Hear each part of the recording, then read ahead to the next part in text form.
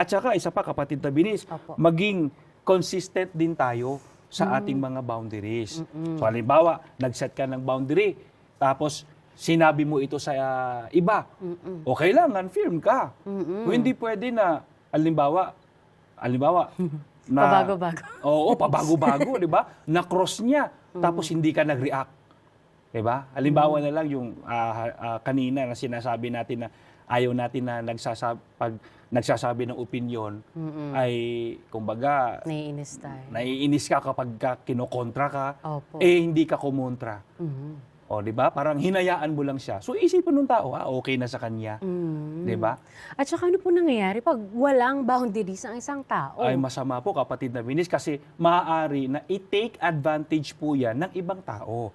Oo, okay lang pala na gawin ito sa kanya, so gagawin ko ito. Maaabuso yung tao kapag walang boundaries. Opo. Kaya napakahalaga talaga, kapatid na binis, sa isang tao na meron tayo mga set of boundaries. And balancing it if it's still helpful. Yes, sa'yo. tama po kayo. Opo. Ano po ang mga ways para mapatatag po ang ating mga personal boundaries? Yung pagrespeto natin sa boundaries po ng iba.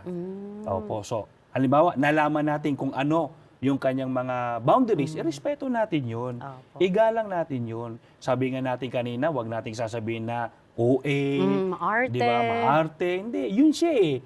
Di ba, yun ang kanyang pagkakakilanlan. Yun ang kanyang, kumbaga, personality. Dapat igalang natin yun.